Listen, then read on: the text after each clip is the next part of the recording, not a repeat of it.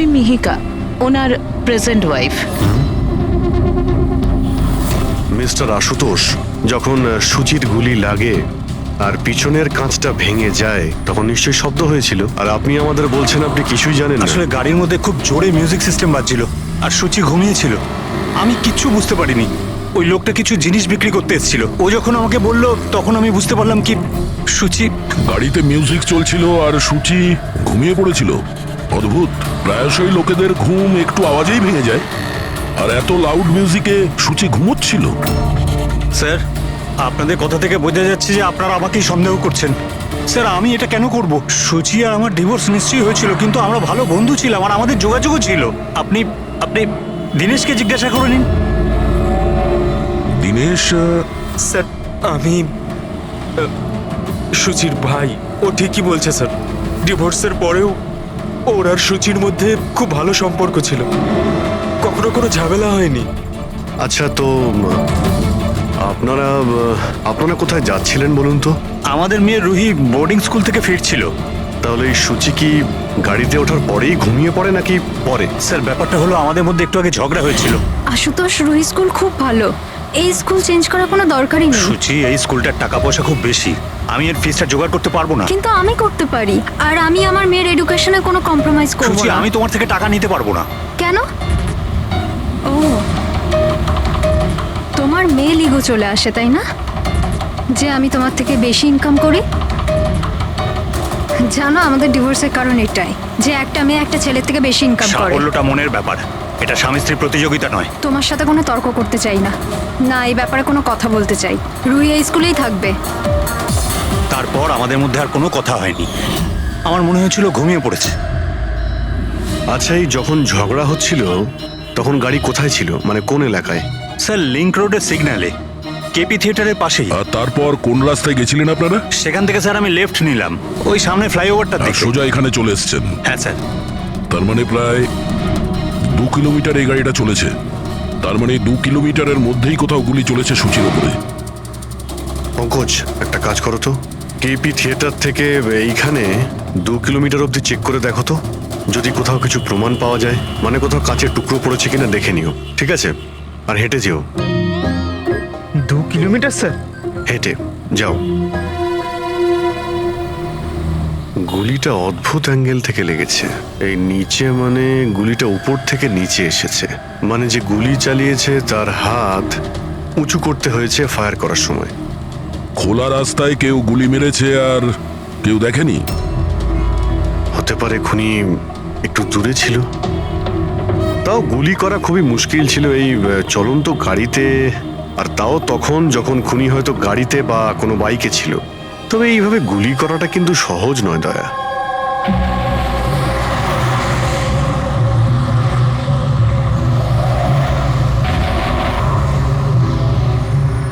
রাস্তায় কোথাও গাড়ি দাঁড় করিয়েছিলে তুমি? সিগন্যালে দাঁড়িয়েছিলাম একবার, ব্যাস, আর কোথাও নয়। যদি সিগন্যালেও কেউ গুলি চালায় কিংবা অন্য কোথা থেকেও যদি গুলি চালায়, তাহলে এম করার সময় তো টাইম লাগবে। তাহলে কেউ গুলি মারতে কাউকে দেখলো না কি করে?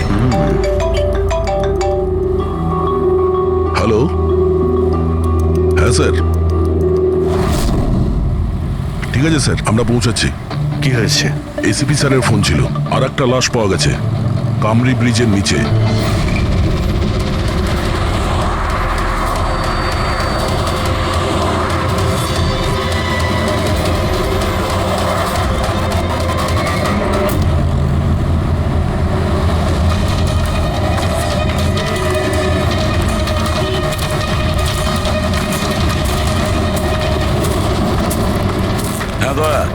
স্যার, আপনি জানলেন কি করে এই লাশটার কথা?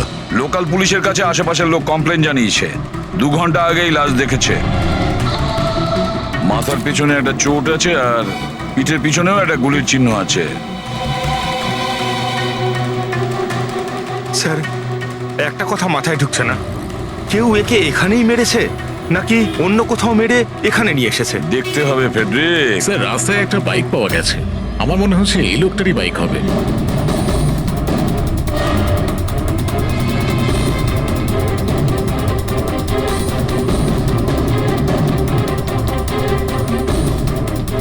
Skid mark. স্যার, মনে হচ্ছে এই লোকটা বাইকে যাচ্ছিল কেউ পেছন থেকে গুলি করে দিয়েছে। ডিসব্যালেন্স হয়ে গেছে, গাড়ি বাইক স্কিড হয়ে এখানে কারোর সঙ্গে ধাক্কা লাগিয়েছে, আর ওর বডি এখানে নিচে পড়ে গেছে। মাথায় চোট ওই সময় লেগেছে স্যার।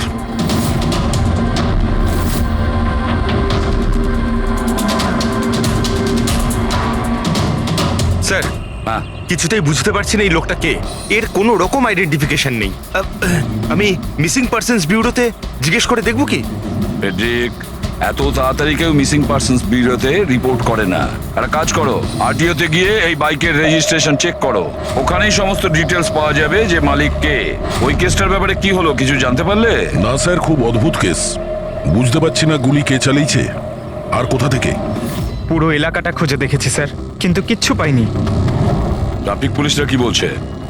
স্যার ট্রাফিক পুলিশ, ওখানে দোকানদার যারা দাঁড়িয়ে ছিল তাদের সবাইকে জিজ্ঞেস করেছি, কেউ খুনির ব্যাপারে কিচ্ছু জানে না।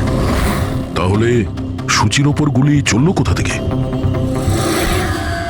দেখতে হবে। স্যার আমি বলেছি তো আপনাদের, আমি জানি না সূচির গুলি কখন লাগলো, কিভাবে লাগলো। আশুতোষ, দীনেশ, মিহিকা, সূচির খুব কাছের না তোমরা তিনজন, কি তাই তো? তাহলে এটা বলো, সূচির মৃত্যুতে তোমাদের তিনজনের মধ্যে কার লাভ হতে পারে? তার মানে স্যার, স্যার আমরা ওকে কেন মারতে যাব? ও স্যার, ও আমার নিজের বোন ছিল স্যার, নিজের বোন। আমি নিজের বোনকে কেন মারতে যাব? কোটি টাকা পাওয়ার জন্য। আবার কি কোটি টাকা পাওয়ার জন্য? এতে আমার কি লাভ হতো স্যার? আমার আর সুচির তো আগেই ডিভোর্স হয়ে গেছে।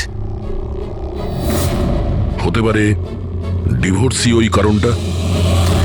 ডিভোর্সের পরেও আমি আর সুচি অত্যন্ত ভালো বন্ধু ছিলাম, বন্ধুর মতোই মিশতাম আমরা। এটাও তো হতে পারে যে তোমার প্রথমা স্ত্রীর সঙ্গে যে সম্পর্ক ছিল সেটা হয়তো দ্বিতীয় স্ত্রীর পছন্দ ছিল না। স্যার আপনি এসব কি বলছেন? ওদের মধ্যে ভালো সম্পর্ক ছিল, তাতে আমার কি? ওদের দুজনকে নিয়ে আমার কোনো প্রবলেম ছিল না, আমি ইনসিকিউর নই। যদি তোমাদের তিনজনের মধ্যে কেউ সূচিকে না মেরে থাকে, তাহলে সূচিকে কে মেরেছে? কে মেরেছে? আমি বলছি আপনাকে, সূচি একটা এনজিওতে কাজ করত। ও ওখানে একজন অ্যাকাউন্ট্যান্টের পর্দা ফাঁস করে দিয়েছিল, কারণ ওই মেয়েটা টাকা পয়সা নিয়ে গন্ডগোল করছিল। তোমার মনে হচ্ছে শেলির হাত হতে পারে এই সবের পেছনে? ইয়েস স্যার, ওকে অনেকবার হুমকিও দিয়েছিল। স্যার আমার তো মনে হচ্ছে কি এই কাজটা হয়তো পৃথ্বীর হতে পারে। আচ্ছা, এই পৃথ্বী কি? খুবই খুবই অসভ্য ধরনের লোক, ওই রোমিও টাইপের। সুচি পুলিশকে কমপ্লেনও করেছিল ওর বিরুদ্ধে, কিছুদিনের জন্য জেলেও গেছিল। ঠিক আছে, তোমরা তিনজন যেতে পারো। Thank you sir. Thank you sir. Thank you sir.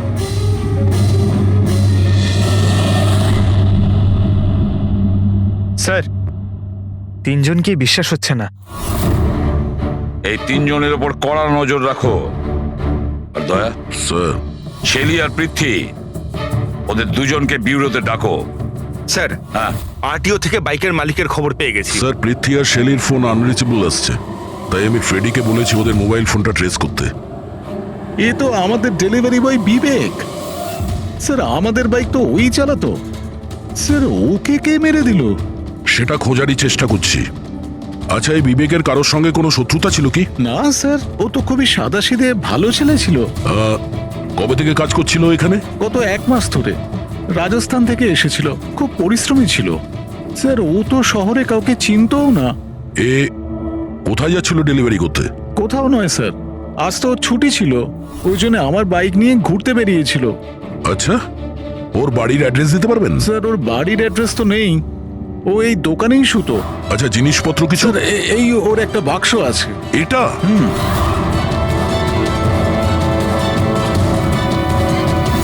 Sir এই লোকটার বক্স আর সবকিছু চেক করলাম, তাতেই সার্কাসের প্যাম্পলেট ছাড়া কিছুই পেলাম না। হয় ও সার্কাস খুবই পছন্দ করত, না হলে নিজের ফ্রি টাইমে প্যাম্পলেট বানিয়ে টাকা রোজগার করত। এটা এমন একটা মার্ডার যাতে কোনো সাসপেক্টই নেই। আচ্ছা, বিবেকের মতো এই ধরনের গরিব লোকদের মেরে কার কি লাভ হতে পারে? সেটাই তো। আর ওদিকে সূচি, দ্বিতীয় মার্ডার, যারা সন্দেহের তালিকায় অগণিত, তাদের মধ্যে যে কেউ গাড়ির সামনে গিয়ে গুলি করে মারতে পারে সূচিকে? না বস, আই এম সরি বাট আমি তোমার সঙ্গে একমত হতে পারছি না। কোন কথা? সেটা এই যে কেউ একে পাশ থেকে গুলি করেছে। তার মানে? স্যার তার মানে এটা। আরে এটা তো রাইফেলের গুলি। হ্যাঁ স্যার, আর এই গুলিটা সূচির গলায় এই এদিকে এখানটা আটকে ছিল। গুলি রাইফেল থেকে চললে তো অনেক দূর থেকে চালানো হয়েছে। হ্যাঁ একদম ঠিক, দূর থেকেও আর উঁচু থেকেও, এইসব আমি বলছি। এই দেখো বস, 50 ডিগ্রি অ্যাঙ্গেল থেকে সূচিকে গুলি করা হয়েছে। গুলি এখান থেকে এসেছে, কারের কাঁচের জানলা ভেঙেছে আর গিয়ে এর গলায় লেগেছে।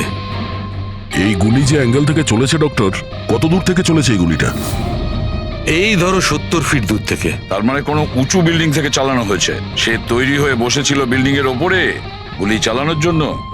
একটা কাজ করো, ওই এরিয়ার ম্যাপটা বের করো। গুলি গাড়ির বাঁদিক থেকে এসেছিল, আর বাঁদিকে প্রায় অনেকগুলো এরকম বিল্ডিং আর হাই রাইজ টাওয়ার আছে স্যার। যে জায়গায় ওদের দুজনে ঝগড়া হয়েছিল সেখান থেকে সূচির লাশ যেখানে পাওয়া গেছে, তার মধ্যে প্রায় 15 থেকে 20টা টাওয়ার আছে। এর মধ্যেই কোনো একটা বিল্ডিং থেকে গুলি চালানো হয়েছে।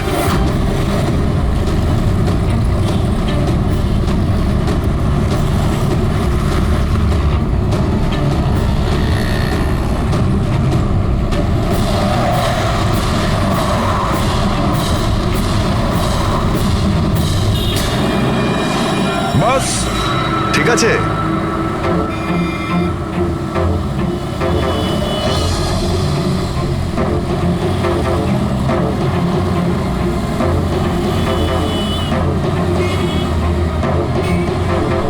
এই অভিজিৎ স্যারের হাতে ওটা কি? মার কাছে ফ্রেডি, ঠিক সেই হাইটে যে হাইটে সূচির গুলি লেগেছিল। আর আমার হাতে এই ডিজিটাল ডিস্টেন্স রিডার আছে। এর থেকে এই লেজার লাইট যদি ওই মার্কেট ঠিক যায় তাহলে তার মানে গুলি এখানে এই বিল্ডিং থেকেই চালানো হয়েছে। সব মাথার উপর দিয়ে গেল।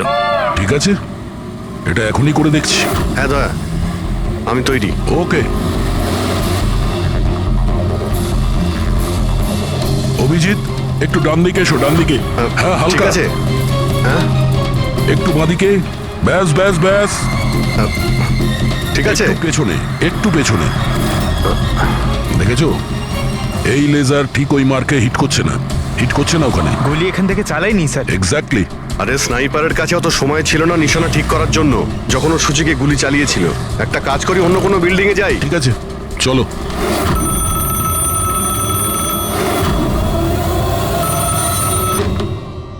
হ্যালো। হ্যাঁ হ্যালো। আচ্ছা, এটা কি ফ্যান্টাসি সার্কাস জয়পুর রাজস্থানের অফিস? হ্যাঁ ঠিকই, বলুন। দেখুন, আমি মুম্বাই সিআইডি থেকে এসিপি পদ্মমান বলছি। আপনার ওখানে কোনো বিবেক নামে কেউ কাজ করতো? হ্যাঁ হ্যাঁ, বিবেককে আমি চিনি তো। ও এই সার্কাসেই কাজ করতো। কেন, কি হয়েছে? কি কাজ করতো বলতে পারবেন আপনি? দেখুন স্যার, আপনার সঙ্গে সারাদিন ফোনে কথা বললে আমার শো ক্যান্সেল হয়ে যাবে। আমি আপনার কথা আমার মালিককে বলে দিচ্ছি, উনি আপনাকে ফোন করে নেবেন। ঠিক আছে? হ্যালো।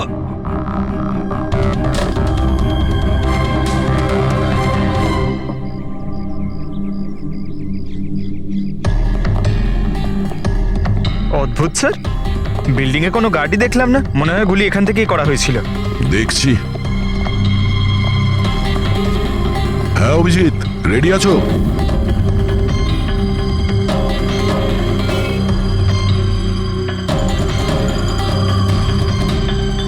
না অভিজিৎ, এখান থেকে টার্গেট ঠিকঠাক লাগছে না। একটু ডান দিকে এসো, ডান দিকে। আর একটু। হ্যাঁ পারফেক্ট পারফেক্ট। এখানে লেগে গেছে নিশানা। তার মানে হলো সূচি এখানেই ছিল যখন ওর গুলি লাগে। পঙ্কজ, ফ্রেডি, একটু আশেপাশে দেখো ওই স্নাইপার কোনো প্রমাণ ফেলে গেছে কিনা। কিন্তু ভাই দয়া, এখানে তো কোনো স্পিড ব্রেকারও নেই। সে এমন কোন স্নাইপার হবে যে ওই বিল্ডিং এ বসে এত দ্রুত যাওয়া কোনো গাড়িতে নিশানা লাগাবে যেটা সূচির ঘাড়ে গিয়ে লাগবে। হ্যাঁ এটা তো সত্যি। আশুতোষ, যখন তোমার গাড়িটা এখানে ছিল হ্যাঁ তখন কোনো কারণে তোমার গাড়িটাকে স্লো করতে হয়েছিল কিংবা দাঁড় করাতে হয়েছিল, কিছু মনে আছে? হ্যাঁ স্যার, আমি যখন ড্রাইভ করছিলাম তো গাড়ির সামনে একটা ভিখারি এসে গেছিল আর আমায় ব্রেক করতে হয়েছিল। ভিখারি? হ্যাঁ, কি হলো? এইদিকে কিচ্ছু নেই স্যার। কিচ্ছু নেই? ওদিকেও কিছু নেই স্যার। ওই ভিখারি দেখতে কেমন ছিল? স্যার, ওর এক হাতে তো একটা ক্রাচ ধরা ছিল, অন্য হাতে লাল পোটলা, গলায় গামছা আর মাথায় অর্ধেক টাক ছিল। অভিজিৎ, এই ফ্লাইওভারের নিচে অনেক ভিখারি থাকে, ওদের মধ্যে কেউ একজন হবে। হ্যাঁ, আমি শুনলাম আশুতোষ যা বললো ভিখিরির ব্যাপারে। আমি নিচে গিয়ে দেখছি। এই কে তোমরা? কাকে জিজ্ঞেস করে ওপরে এসছো? তুমি এখানকার ওয়াচম্যান, ডিউটিতে কেন ছিলে না? আমার ইচ্ছে। এই তোমরা কে আমাকে ডিউটি শেখাচ্ছ? সিআইডি। সিআইডি? জানো তোমার জন্য এখানে একজন মহিলার খুন হয়ে গেছে? আমার জন্য খুন? কেউ এই ছাদ থেকে একজন মহিলাকে নিচে গুলি মেরেছে, কি জানো ওই ব্যাপারে?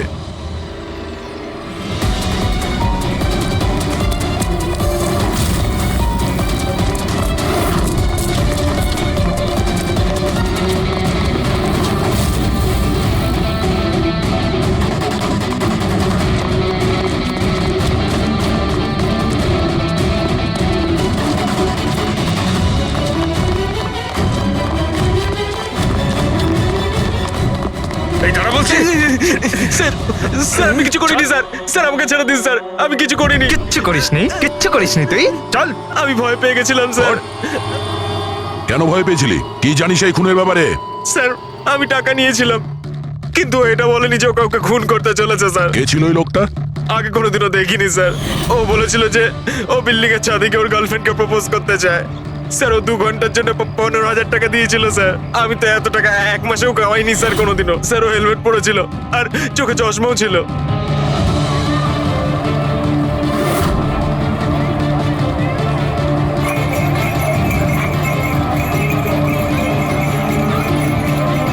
আরে ভাই শোনো। ও দাদা, আচ্ছা এখানে এমন কাউকে তোমরা দেখেছো যে মাথায় লাল গামছা বাঁধে, লাল রঙের একটা বোঁচকা আছে আর লাঠির সাহায্যে হাঁটেও? আরে দাদা শোনো, এমন কাউকে দেখেছো যে মাথায় লাল রঙের গামছা বাঁধে, লাল রঙের একটা বোঁচকাও রাখে আর খুঁড়িয়ে খুঁড়িয়ে হাঁটে? দেখোনি?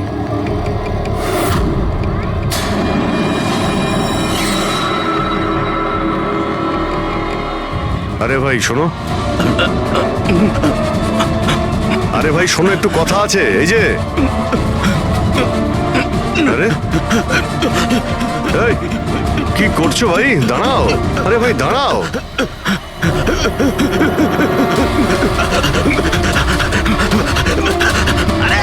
আমি কিছু করিনি। আমার কাছে কোনো টাকা পয়সা নেই। আমি কোনো কিছু চুরি করিনি। আমি একজন ভিখারি। আরে ছেড়ে না তুই আমাকে। ল্যাংড়া সাজার নাটক করছিস? তুই জানিস ল্যাংড়াদের কতটা কষ্ট হয়? আরে কতবার করে বলবো আমার কাছে কিছু নেই। আমি রাস্তার ভিখারি। আমি সত্যি বলছি। এই, তুই সেদিন ইচ্ছে করে লাল গাড়ির সামনে পড়েছিলি না? কোন লাল গাড়ি? আমি কোনো লাল গাড়ির সাথে আসেনি তো। স্যার, এটা কি গুন্ডামি হচ্ছে? আপনি ওকে ছেড়ে দিন, এটা কিন্তু ঠিক হচ্ছে না, আমি বলে দিচ্ছি কিন্তু। এই, সর। আমি সিআইডি থেকে। আরে আমি কোথায় পালাচ্ছিস? দাঁড়া। ভদ্রভাবে বলে দে, না হলে আমি রেগে গেলে কিন্তু এর ফল খুবই খারাপ হবে। না, স্যার, আপনি যদি সত্যি সিআইডির লোক হন, আমি সব বলছি। একটা লোক আমাকে টাকা দিয়েছিল এসব করার জন্য, আর ও বলেছিল যে যখনই একটা লাল গাড়ি আসবে তার সামনে পড়ে যেতে, তাই আমি করেছিলাম স্যার। তুই কি করে জানলি যে লাল গাড়ি কখন আসবে? ওই ছাদে একটা লোক দাঁড়িয়ে আমাকে ইশারা করছিল, ওই রকমই। ও যে ইশারা করবে আমি তখনই লাল গাড়ির সামনে উল্টে পড়ে যাব। প্ল্যান ছিল স্যার। জানিস একটা মহিলার খুন হয়ে গেছে তোর এই প্ল্যানের জন্য? সাহেব আমাকে ক্ষমা করে দিন। দেখুন আমি রাস্তার একজন ভিখারি। ঠিক আছে, তুই এটা বল ওই লোকটা দেখতে কেমন ছিল? ওই স্যার, ও হেলমেট পরেছিল, মোটরসাইকেলে এসেছিল, আমি তো ওর মুখটা দেখতেই পাইনি। আরে ভাই কিছু তো দেখেছিলি, কিছু তো শুনেছিলি। ওর একটা ফোন এসেছিল, ফোনে বলছিল যে তাড়াতাড়ি দেখা করতে এসো, আর উত্তরে বললো যে আমি ওখানে পৌঁছচ্ছি। কোথায় কোথায় পৌঁছতে বলছিল, তোর মনে আছে কিছু? হ্যাঁ, মনে পড়েছে। ভান্ডুপ মিল। ভান্ডুপ মিল? ভান্ডুপ মিল? আচ্ছা ঠিক আছে, ঠিক আছে, ফিরে এসো। আমি স্যারকে ইনফর্ম করছি। Okay sir. হ্যাঁ অভিজিৎ ভান্ডব মিল থেকে ফিরে আসছে। ও বলছে যে মিল একদম ফাঁকা পড়ে আছে, কোনো প্রমাণই ওর হাতে পড়েনি। খুনি তো ওখান থেকেই পালিয়ে গেছে। হতে পারে অভিজিৎ পৌঁছানোর আগেই ওখান থেকে ও পালিয়ে গেছে। পঙ্কজ, হ্যাঁ স্যার। পঙ্কজ একটা কাজ করো, যখন সুচির গুলি লেগেছিল ঠিক ওই সময় ওই এরিয়াতে কতগুলো মোবাইল অ্যাক্টিভ ছিল খোঁজ নাও। স্নাইপারের ফোন ওদের মধ্যেই কারোর হবে। স্যার। হ্যাঁ হ্যাঁ পঙ্কজ, এটাও দেখো ওর মধ্যে কতজন লোক ভান্ডুপ মিলে গেছিল। স্যার,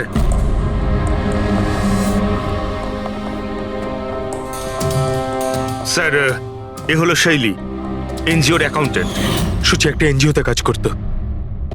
ও ওখানে একজন অ্যাকাউন্টেন্টের পর্দা ফাঁস করে দিয়েছিল। আর এ হলো পৃথ্বী, যার বিরুদ্ধে সুচি রিপোর্ট লিখিয়েছিল। সুচি পুলিশে কমপ্লেনও করেছিল ওর বিরুদ্ধে, কিছুদিনের জন্য জেলেও গেছিল। আপনারা কি করে ভাবলেন যে সুচির মৃত্যুর জন্য আমি দায়ী? হ্যাঁ স্যার, আমিও তো এমন কিছুই করিনি। আমি তো কারোর মার্ডার করিনি স্যার। শেলি, তোমার চাকরি চলে গেছিল সুচির জন্যে, আর তারপর থেকে তোমার এখনো পর্যন্ত কোনো চাকরি পাওইনি। ধার করে করে সংসারে খরচা চালাচ্ছ তুমি। হ্যাঁ, আর পৃথ্বী, 1 সপ্তাহ তুমি জেলে ছিলে। নিজের এরিয়াতে তোমার খুব বদনাম হয়েছে, তাই তো? তো কি হয়েছে? যদি আমার কোনো বদনামের ভয় থাকতো তাহলে বাড়ি বদলে নিতাম। কারণ মার্ডার করতে যাবোই বা কেন আমি? আর স্যার, এমনটা নয় যে আমি কোথাও চাকরি পাচ্ছি না। বলতে পারেন আমি আমার মতো কোথাও চাকরি পাচ্ছি না, এই জন্য আমি কোথাও জয়েন করছি না। আপনাদের আশুতোষ আর তার নতুন স্ত্রী, তাকে এসব প্রশ্ন করা উচিত। ওদের জীবন সুখী নয়, কিন্তু সবাইকে দেখিয়ে বেড়ায়। আশুতোষ তো সুচির কাছে ফিরে যেতে চাইছে। হয়তো ও নতুন স্ত্রীকে নিয়ে খুশি নয়, তাই। আর স্যার, সুচির না ওর ভাইয়ের সাথেও বনিবনা ছিল না, সব সময় না ফোনে ঝগড়া করতে থাকতো। আচ্ছা, আর কি ব্যাপার নিয়ে ঝগড়া হতো এদের দুই ভাই বোনের মধ্যে? আসলে স্যার, দিনেশ আশুতোষকে হুমকি দিয়েছিল ও সুচির থেকে দূরে থাকার জন্য। হয়তো সুচির এটা পছন্দ হয়নি। আর স্যার, ও আমাকে আর একটা কথা বলেছিল, মেয়েকা হিংসে করে ওর আর আশুতোষের মেলামেশায়। 100% মনে হয় এদের মধ্যেই কেউ একজন ওকে মার্ডার করেছে। হ্যাঁ স্যার। আচ্ছা, ঠিক আছে, যেতে পারো তোমরা দুজন। কিন্তু একটা কথা ভালো করে মনে রাখবে, যতক্ষণ না আমাদের ইনভেস্টিগেশন শেষ হচ্ছে তোমরা শহর ছেড়ে বাইরে যাবে না। এই কেসে কারোর কথার উপর ভরসাই করতে পারছি না স্যার। মনে হচ্ছে সবাই মিথ্যে কথা বলছে। হ্যাঁ, সে যেই হোক খুব বড় প্ল্যানিং করেছিল। প্রথমে ভিখারিকে টাকা দিয়েছে, একটা ওয়াচম্যানকে হায়ার করেছে, আর তারপরে স্নাইপারকে হায়ার করেছিল। আর ঠিক সময় আসতেই ও সুচিকে গুলি করে মারে। স্যার, হ্যাঁ, স্যার যে সময় ওর ওপর গুলি চালানো হয়েছিল স্যার, তখন ব্রিজের আশেপাশে 2000 লোকের মোবাইল অ্যাক্টিভ ছিল। তাহলে ওই সময় কোন মোবাইল ফোন পান্ডু মিলের দিকে গিয়েছিল? একটা নাম্বার গিয়েছিল, কিন্তু সেটা প্রাইভেট নাম্বার, তাই ট্র্যাক করতে পারিনি। আর কি বলতে পারো এই নম্বরের ব্যাপারে? এটাই স্যার, ওটা মিল অব্দি গেছিল কিন্তু দাঁড়ায়নি। ওটা সোজা কামরি ব্রিজের দিকে চলে গেছিল, আর ওখান থেকে সিগন্যাল পাওয়া যাচ্ছিল না। কামরি ব্রিজ? স্যার, বিবেকের লাশটাও তো আমরা ওখানেই পেয়েছি। এটা কোনো কোইন্সিডেন্ট হতে পারে না? রাজস্থানে বিবেকের বাড়িতে ফোন করি, ওর ব্যাপারে পুলিশ কি ইনফরমেশন জোগাড় করলো জানতে হবে। দয়া, এই বিবেকও তো খুনি হতে পারে। কেউ বিবেককে খুন করে দিয়েছে? একজন খুনির খুন? অনেক কিছুই হতে পারে ফেডরিক। এই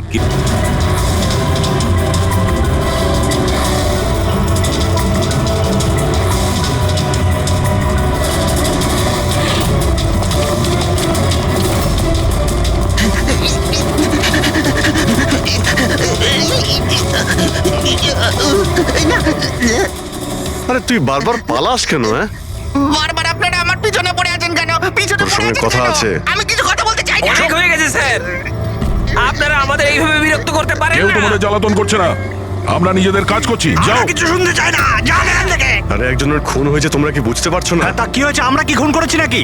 হ্যাঁ, আমরা গরিব মানুষ, ভিক্ষা করে খাই, তার মানে কি আপনারা আমাদের উপর দোষ দিয়ে দেবেন? হ্যাঁ, দেখুন না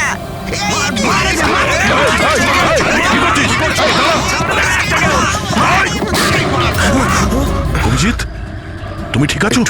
আরে না, ও নো, রক্ত বেরোচ্ছে। কি করলে তোমরা? হ্যাঁ, এই দেখ, এই লোকটা টাকা দিয়েছিল তোকে।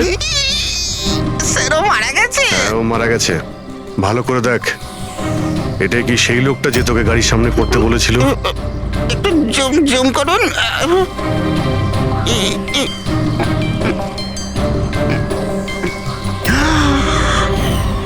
এমন ঘড়ি তো ও পড়েছিল। হতে পারে যে লোকটা একে টাকা দিয়েছে সেই প্রমাণটা লোপাট করার জন্য ওকেও মেরে দিয়েছে। চালায় বললাম আমি, ধরেছে তো চাকরি। হ্যাঁ পঙ্কজ, হ্যাঁ, আচ্ছা, ও ঠিক আছে, ঠিক আছে, ওকে ওকে, থ্যাংক ইউ। পঙ্কজের ফোন ছিল, বলছিল যে বিবেক রাজস্থানে কোনো সার্কাসে কাজ করত, নিশানাবাদ ছিল। 1 মাস আগে ও সার্কাসের চাকরি ছেড়ে দিয়েছিল। বলেছিল মুম্বাইতে একটা বড় চাকরি পেয়েছে ও। আর হ্যাঁ, যাওয়ার সময় ওই রাইফেলটা ওটাও চুরি করে নিয়ে গেছিল। রাইফেল চুরি করে এনেছিল? হয়তো সুচির সুপারি নিয়ে এখানে এসেছিল, আর দোকানে এই জন্য কাজ করতো যাতে ওকে কেউ সন্দেহ না করে। হ্যাঁ, আর এই পুরো ষড়যন্ত্রের যে মাস্টার মাইন্ড, সে নিশ্চয়ই রাজস্থানে গেছিল বিবেককে সুপারি দেওয়ার জন্য। কে হতে পারে এই মাস্টার মাইন্ড, যাকে চোখের সামনে দেখেও ধরতে পারছি না?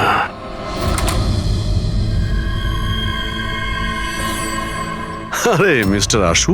স্যার আপনারা এখানে? মিস্টার আশু, ওই লোকটার ব্যাপারে জানতে পেরে গেছি যে সুচিকে গুলি করেছিল। Wow, that's a great news. আপনারা ধরেছেন ওনাকে? বিবেক নাম ওর। আপনারা কোনো বিবেককে চেনেন? না তো। অদ্ভুত ব্যাপার, আপনি কোনো বিবেককে চেনেন না, কিন্তু 15 বার কল করেছেন আপনি আপনার ফোন থেকে বিবেককে। কি বলছেন? আমি যখন বলছি কোনো বিবেককে জানিই না, তাহলে আমি ওকে ফোন কেন করবো স্যার? শুধু এটাই নয়, ওর সঙ্গে দেখা করতে তুমি রাজস্থানেও গিয়েছিলে। সার্কাসে ওর গুলি চালানোর ক্ষমতাটা দেখে তোমার এত পছন্দ হয়েছিল যে সুচিকে মারার কন্ট্রাক্টও দিয়ে দিয়েছিল ওকে। 1 মিনিট স্যার, 1 মিনিট। এটা সত্যি যে একটা বিজনেস ট্রিপের জন্য আমি রাজস্থান গিয়েছিলাম, কিন্তু আমি কোনো সার্কাসে যাইনি স্যার। আর আমি যখন কোনো বিবেককে চিনি না, তো তাকে ফোন কেন করবো? তাহলে কি তোমার এই ফোন রেকর্ড মিথ্যে কথা বলছে? স্যার, এটা হতে পারে কি আমার ফোন থেকে অন্য কেউ ওকে ফোনটা করেছে আমার না থাকার সুযোগে। আচ্ছা, তাহলে কি আপনি আপনার ফোন যে কোনো জায়গাতে ফেলে রাখেন নাকি? না স্যার। হ্যাঁ ডক্টর। আচ্ছা, ঠিক আছে ডক্টর। ওকে ডক্টর। ডক্টর সালুখের ফোন ছিল, আমাদের ফরেন্সিক ল্যাবে যেতে বলেছেন আশুতোষকে নিয়ে। বস, মেয়েটা এইখানে বসেছিল, এই সিটে। আর এই অংশটা হচ্ছে সিটের পেছনের দিকটা, আর এটা হচ্ছে লিভার, যার দ্বারা সিটটা আগে পিছে হয়। আর এই লিভারটাকে জাম করে দেওয়া হয়েছিল। এই দেখো, লিভার জাম করে দিয়েছে? হ্যাঁ, তাই তো।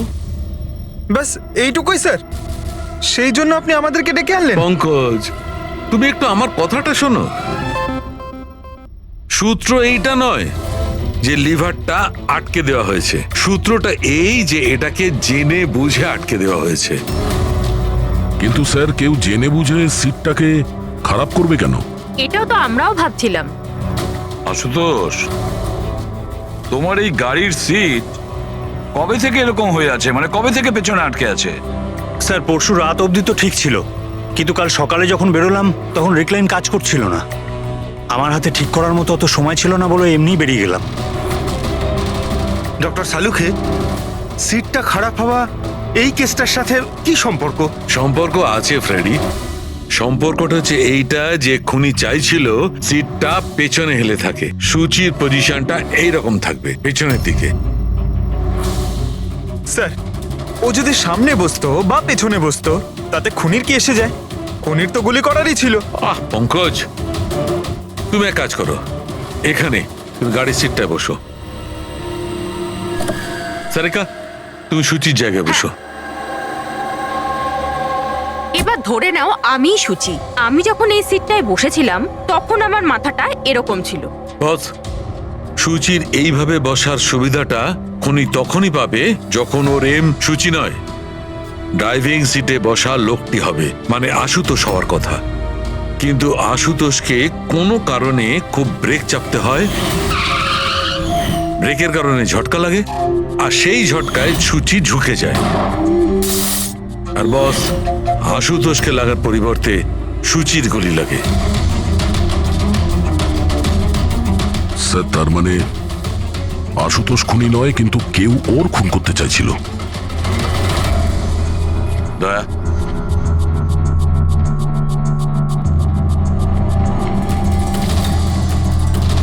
আশুতোষ, হ্যাঁ স্যার। তুমি একটা কথা বলো, তোমার কি কোনো শত্রু আছে? এমন কোনো শত্রু যে তোমাকে প্রাণে মেরে ফেলতে চায়? ভেবে চিনতে বলো, ভাবো। না স্যার, আমার কারোর সাথে কোনো শত্রুতা নেই। না আশুতোষ, কেউ তো নিশ্চয়ই হবে যে তোমাকে প্রাণে মেরে ফেলতে চায়, তোমার সিটের লিভারটা জাম করে দিয়েছে। না স্যার, এটা তো হতেই পারে না, কারণ এই গাড়িটার একটাই মাত্র চাবি, আর সেটা সবসময় আমার কাছেই থাকে। আমি তো কিছুই বুঝতে পারছি না আমি স্যার, যে এসব কি করে হলো। কোনো ব্যাপার নয় আশুতোষ, ও যেই হোক না কেন আমরা খোঁজার চেষ্টা করব যে কে তোমাকে মারার চেষ্টা করছে। ঠিক আছে, চলো যাই, চলে এসো। হ্যাঁ স্যার। স্যার স্যার, আমরা আশুতোষকে ছেড়ে দিলাম কেন? খুনি যদি আবার ওর ওপর আক্রমণ করে তাহলে? দেখে যাও তুমি পঙ্কজ, এবার আমরা আশুতোষের প্রতিটা মুভমেন্ট ট্র্যাক করব, সব কথা আমরা শুনতে পাবো। স্যার, সেটা কিভাবে? দয়া যে ট্রান্সমিটার বাগ লাগিয়ে দিয়েছে।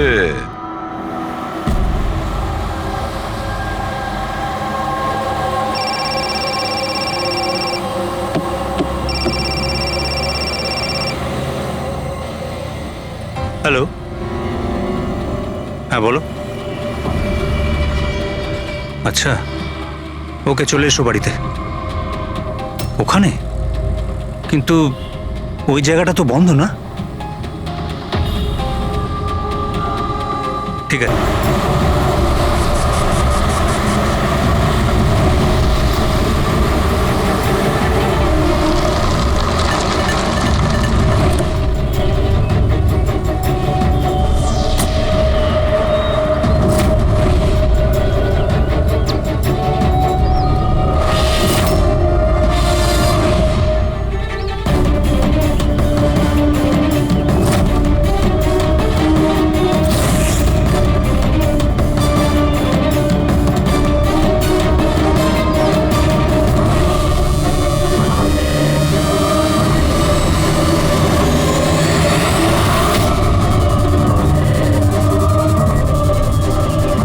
এটা কি করছো? গান? মাই গড, গুলির আওয়াজ পেলাম। দয়া, তাড়াতাড়ি চলো, আবার একটা যেন খুন না হয়। স্যার, এই তো আমরা পৌঁছচ্ছি। স্যার, আমাদের যে এই সাসপেক্ট আছে, এক্ষুনি খবর পেলাম যে ও রাজস্থান গিয়েছিল আশুতোষকে ফলো করতে করতে। ও তো আশুতোষের খুব কাছের লোক ছিল।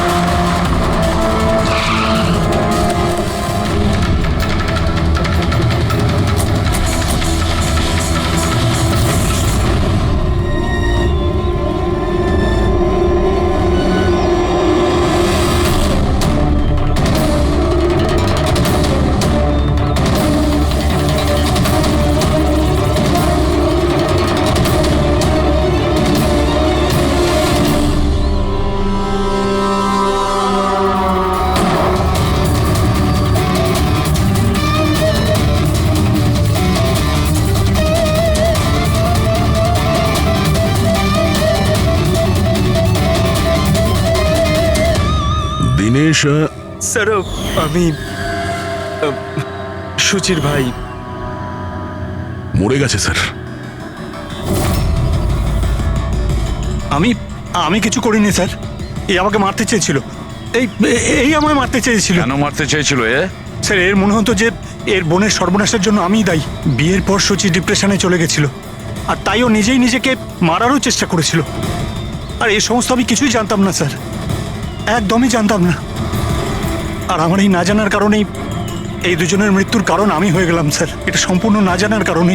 পঙ্কজ, একে ছায়া নিয়ে বসাও, ঠিক ফরেন্সিক ল্যাবে পাঠিয়ে দাও।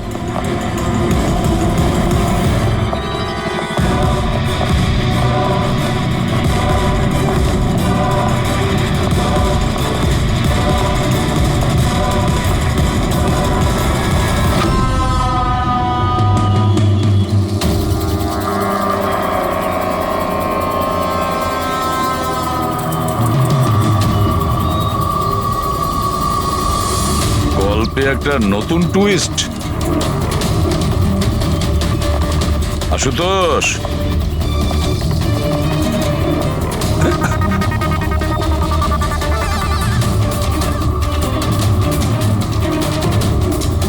এটা কি চেনো? না স্যার, আমি ঠিক জানি না। জানো না? এক্ষুনি জেনে যাবে। পঙ্কজ, চেক করো ওকে। কিন্তু কেন? হাত উঁচু করুন, জানতে পেরে যাবেন আপনি। স্যার আমি তো কিচ্ছু করিনি, আমি নিরপরাধ। আপনারা কেন আমার তল্লাশি নিচ্ছেন? আমার কথা বিশ্বাস করুন স্যার, আমার কাছে কিছু।